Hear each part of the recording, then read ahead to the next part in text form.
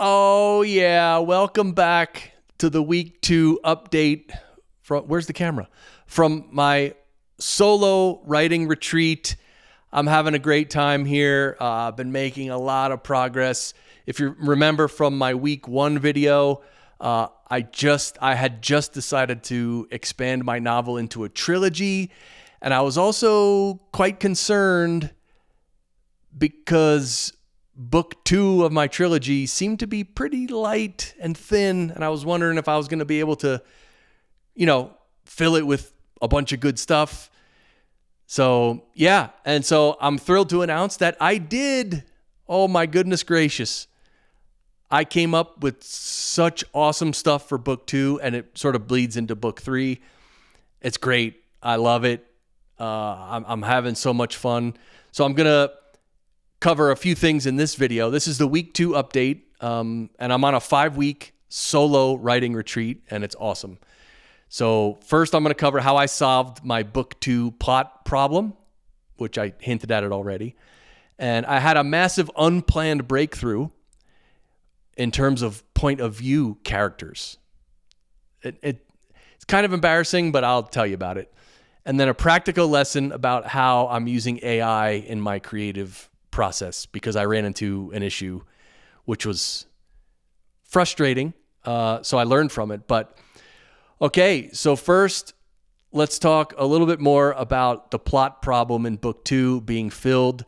I basically did this through 2 new subplots and also an expanded other part of the plot.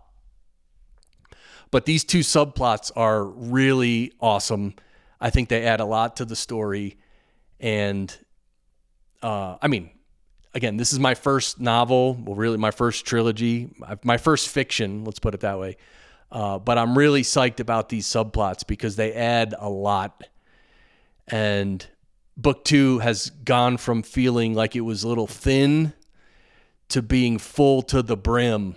And it's expanding the story, and it's great. It's escalating from book 1 quite a bit, and then and even in the early book 3, everything gets amped up. I'm really amazed how my story from the very beginning now, it just keeps amping up till the end, and it's coming out so good. So that's the first big thing. That was a good breakthrough. I mean, look, I was wondering if I could I was wondering what ideas I would have to fill book 2.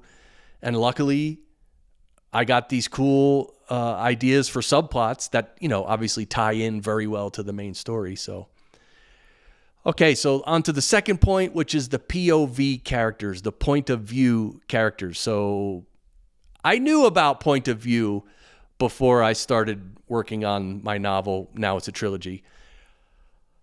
But what I've been doing so far is, and by the way, point of view means like whose point of view is telling the story. So usually it's your main character, and the book follows your main character, and your main character describes things and all that, right?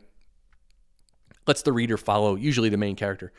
But you can have multiple characters, POV characters. And so, and I knew about POV stuff, but up until now, working on my novel, working on the story, I hadn't thought about whose point of view is this going to be in. I mean, I knew that the main character, obviously, but there are a few other characters. And also, pretty much all the scenes that I was brainstorming and that I wanted, and like the plot that I was brainstorming, I wasn't thinking about POV at all. So what happened was I ended up, and I actually still have now because I haven't resolved it all yet, I have a lot of scenes where there are no POV characters. So first of all, let me explain that. I decided on my POV characters, brainstorming with the AI and also watching some videos about how to choose and all that, and how many to choose and all that. I mean, I still don't know if I'm doing the right thing, but I feel good. So I chose my POV characters. So I have one main character and one supporting character, but it's like a main supporting character. So those are going to be the main 2. throughout the whole trilogy. And really, it's the main character is the number one. And then I decided in book 2, I'm going to have just a special, I think an interlude chapter is what it was described to me as, where it's a point of view from a third character, and it covers a bunch of the subplot. So that I was happy with that. And then in book 3, that interlude character is going to have more POV chapters, and also another character is going to have some POV chapters. So in book 3, there's going to be 4 POV characters. But I think by that time, as a reader, like the reader will be able to follow everything because they've been reading the whole story and all that, right? So then to my issue, I have a lot of scenes where there are no POV characters. So how am I going to tell those, like, character X and character Y are having a scene and walking somewhere and talking, but neither of those characters is ever going to be one of my POV characters. So how can I tell? So I can't include that scene in my book directly. But I've learned that whatever content, whatever information happens in that scene, I can figure out a way in other chapters to include that information, that content. So if character X and Y were having a conversation, and again, there's no POV character there, what I'll have to do is, one solution is maybe in one of the chapters with the main character, have, character X come to the main character and say, oh, I was talking with character Y and we talked about X, Y, this and that. So there are ways to fit in the scene information that I want, but now I have to go through all my scenes and figure out how to do that. Now, most of my scene ideas so far, they do have a POV character, so that's okay. But the ones that don't, I'm going to have to fit in. So, and I know this is probably normal stuff for people who write normally, but again, I've never done this, so I haven't thought about these things yet. But I will say, in my process, basically figuring out my POV characters right now, this was the perfect time for me to figure it out. If I had waited another couple weeks, it would have been substantially more difficult to figure it out because everything would have been more chaotic, maybe, or intertwined in a weird way. I don't know. I just feel like it sort of dawned on me, I should pick my POV characters and start finalizing my chapters with that in mind. And so it just came about very naturally, which I was really happy about. So now I have to go through all my scenes and all my chapter ideas and figure out who's going to be the POV of that chapter. And if there's no POV character in the scene, I'm going to have to figure out how to work it into other scenes and other chapters. So anyway, I feel good about it all in all. So, and the third point is a small one. It's just about AI chat management. Like, I've been obviously using AI a lot to brainstorm ideas and, does this make sense? And if this character does that and then that character does that, does that make sense, or is that stupid or what? So anyway, just for it's a big help. But what I did, I had one big long chat going and I was talking about one of the subplots, right? And it was good because the AI was helping me flesh out the subplot and make decisions and all this, and it was good. But there's a lot of back and forth because obviously a lot of the stuff the AI suggests I don't like, so I change it and then whatever. But it's a long conversation in one thread with the AI, and of course the AI would remember what we talked about earlier, and that was great.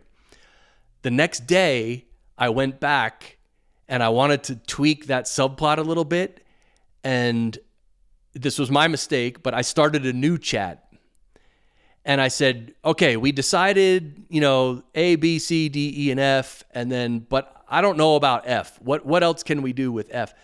And so I was asking about the subplot, and but because that new chat doesn't reference the other chat where we made all those decisions already, this new chat was like giving me information and ideas that were totally different, and And then I'd have to say, no, I don't want that. We decided on this. And it was very frustrating and very annoying going back and forth in this new chat. So my big learn there, and again, I feel kind of silly, but my big lesson learned was, ask all the questions about a certain thing in one long chat so that the AI remembers and it's not so frustrating. Because if you go to a new chat, the AI is not going to remember anything and it's going to start suggesting weird stuff. And it's like, no, I don't want that. So for me, it was very frustrating. And that was a good lesson learned. So now I know if I need to go back and clarify something about that subplot, I need to go back to that actual chat, which I still have. So that's good. So that's it. It was an amazing week. I felt so good coming up with all the new ideas for book 2, which bleed into book 3, and the subplots. It was really great. And so I'm going to make another video for week 3, 4, and 5. So definitely, if you're watching and you want to follow my progress, just subscribe to the channel. And I'm just having so much fun. I can't tell you, a solo retreat like this is exactly what I needed. Just the time to focus and to breathe, meaning, sometimes you can't focus too hard, right? You have to sort of focus a little or squint your eyes. You know what I mean? Like take a break, go for a little walk, let your mind wander. So it's been going great, but that's it for this week 2 update video. Thanks for watching. Please subscribe, and I'll see you in the next one. Later.